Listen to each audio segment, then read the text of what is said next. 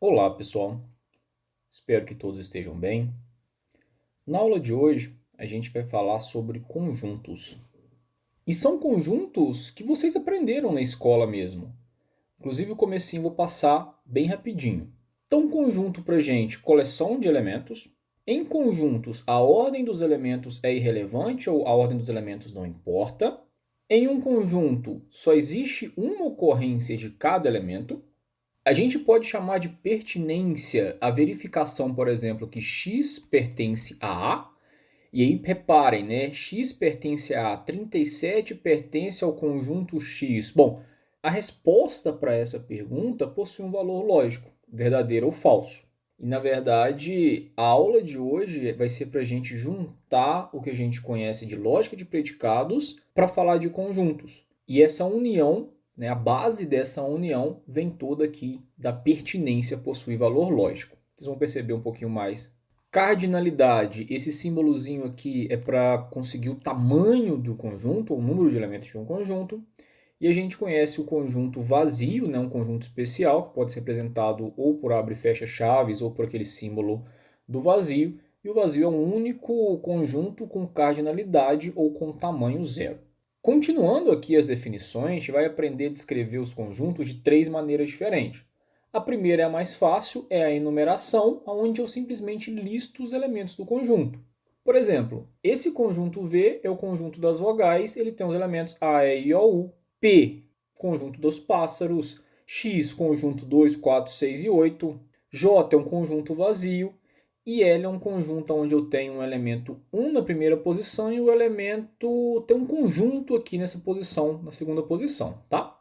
Mas para deixar bem claro, eu disse ali primeira e segunda posição para vocês visualizarem melhor. Lembre-se que um conjunto, a ordem não importa, então o conjunto 1 e o conjunto 1 é a mesma coisa que o conjunto formado pelo conjunto 1 e o elemento 1, ok?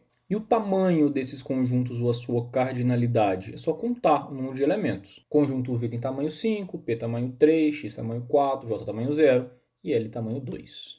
Bom, a enumeração é uma maneira de descrever conjuntos que não é muito prática, porque só serve para elementos ou para conjuntos com poucos elementos. Eu não vou querer enumerar um conjunto com centenas, milhares de elementos, e além disso, existem conjuntos infinitos. Nesse sentido, a gente tem uma maneira de descrever conjunto chamada de set comprehension, e essa notação, então, vai permitir a gente especificar um conjunto em termos de uma propriedade ou em termos de um predicado. A notação em set comprehension tem essa cara aqui. Do lado esquerdo eu vou dizer x que pertence a x grande. Então, o meu conjunto é o conjunto dos elementos x's, tal que P de x é verdade. Ou seja, uma outra maneira de eu ler isso daqui é esse conjunto, vou chamar esse conjunto de conjunto A, ok? Esse conjunto A são conjunto dos elementos de x que possuem a propriedade P.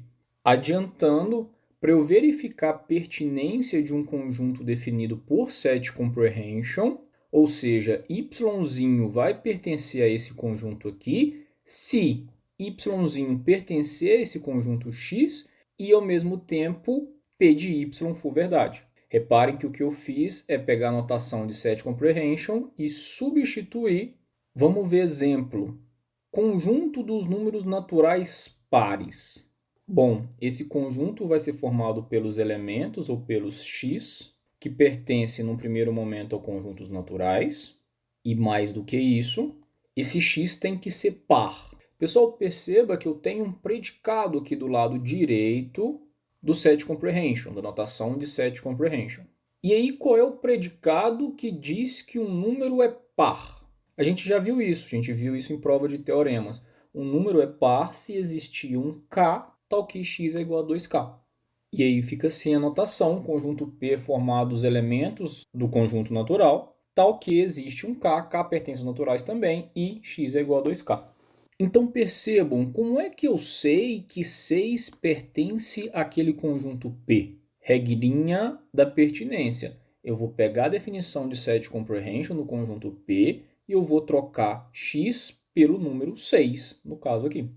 Ou seja, a pergunta a ser feita é: 6 pertence aos naturais e existe um K natural tal que 6 é igual a 2K, e claro, né, pessoal, que 6 pertence aos naturais eu já sei, e se existe esse K, K é igual a 3, 6 é igual a 2 vezes 3, verdadeiro e verdadeiro, verdadeiro, então 6 pertence ao conjunto dos números pares? Sim.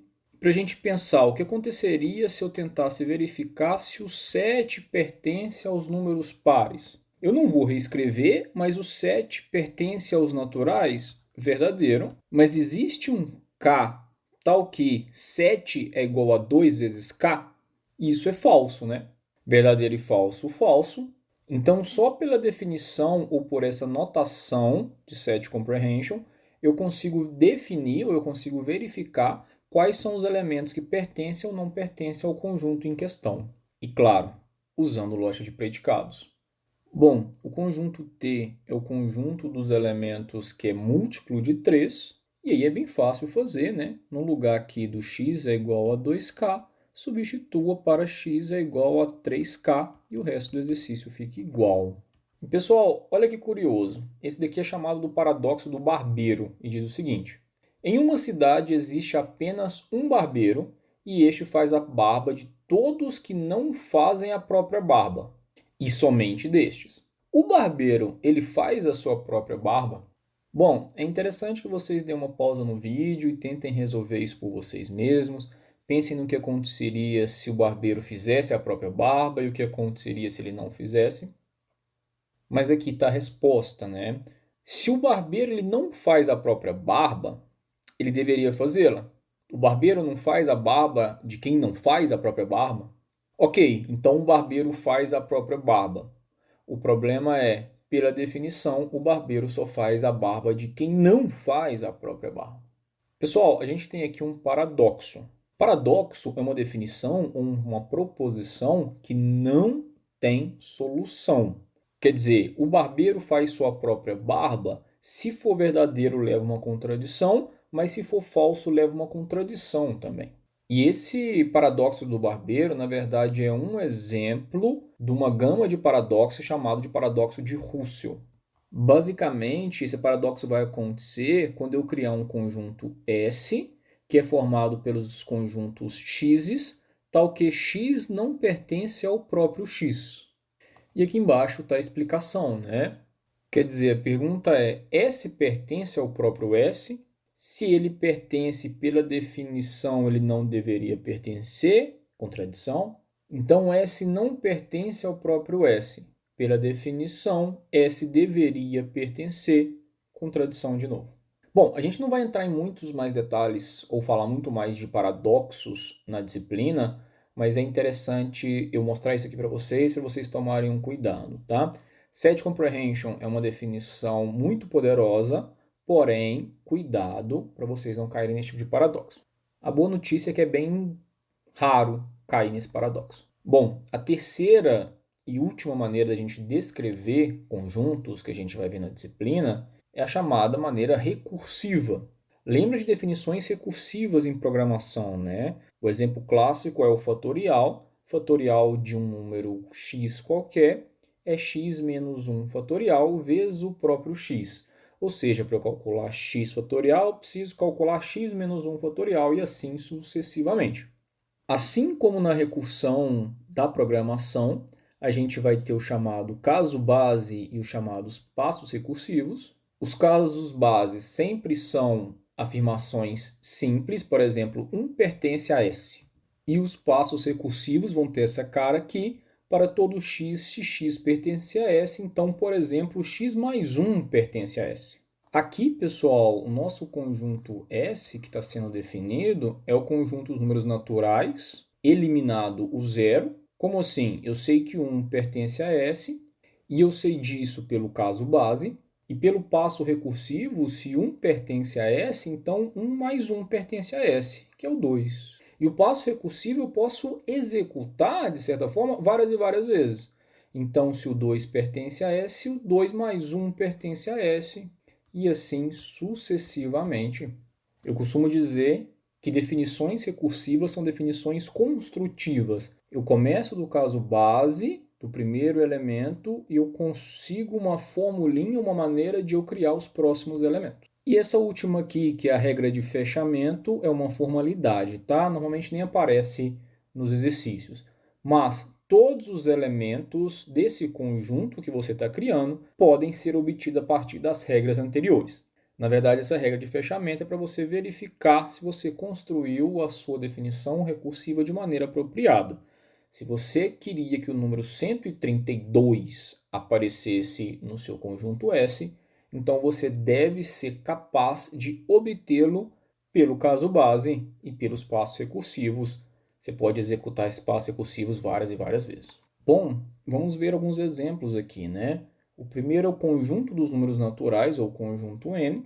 E a gente meio que acabou de fazer isso anteriormente, mas eu começo com o caso base. Caso base dos naturais, 0 pertence aos naturais. E aí, né, para todo n, se o n pertence aos naturais, então n mais 1 também pertence. E com isso, a partir do zero, eu crio 1, 2, 3, 4, sucessivamente. Próximo exemplo, conjunto dos números naturais pares. O primeiro natural par é o zero. E agora o passo recursivo, né? Como eu construo o próximo número par? Bom, a partir do zero, o próximo número par é o 2, e a partir do 2 o 4, a partir do 4 o 6. Ou seja, eu pego um número n qualquer e eu somo mais 2. E é o que eu escrevi aqui, para todo n pertencer a P, implica que n mais 2 pertence a P. Com isso eu crio o conjunto 0, 2, 4, 6, o conjunto infinito dos números pares. Bom, e a gente chega no conjunto dos números inteiros, e aqui a gente tem uma particularidade, que a gente não tem muito uma base para ir seguindo, a gente não consegue ir crescendo sempre como eu fiz nos números naturais. Na verdade, nos números inteiros, eu começo do zero e eu consigo andar tanto para os positivos, 1, 2, 3, quanto para os negativos, menos 1, menos 2, menos 3. Mas vamos lá, o caso base é o zero, e aí a partir do zero eu vou criar o mais 1, mas vou criar o menos 1 também. E aí a partir do 1 eu posso criar o 2 e assim sucessivamente. Eu represento, né, para todo n pertence aos inteiros, implica que n mais 1 então pertence aos inteiros. Só que eu não disse que eu vou criar a partir do 0, 1 e o menos 1. Então, se o n pertence aos inteiros, o n mais 1 e o negativo, né, do n mais 1 pertence aos inteiros. Como assim, né? A partir do 0 eu estou criando 1 e o menos 1. E aí, a partir do 1, eu crio o 2 e eu crio o menos 2. A partir do 2, o 3 e o menos 3. E com isso eu crio o conjunto infinito. Eu estou crescendo para os dois lados ao mesmo tempo, ok? E por que funciona, né? Como é que eu consigo verificar, então, que o 4 pertence ao conjunto dos números pares? Está aqui do lado para a gente relembrar. Bom, pelo seguinte, né? Dedução natural. Quer dizer, eu tenho aqui que para todo n pertence a P, implica que n mais 2 pertence a P, que é o passo recursivo da nossa definição. E aí, como é um para todo, eu consigo eliminar esse para todo. No lugar de n aqui, eu substituo por 2. Então, se 2 pertence a P, então 4 pertence a P. Para eu usar essa implicação, a regrinha eliminação da implicação, e eu preciso provar que o 2 pertence a P. Bom, esse para todo n, essa regrinha recursiva, eu posso usar ela de novo. Eu posso agora eliminar o para todo e substituir o n por 0.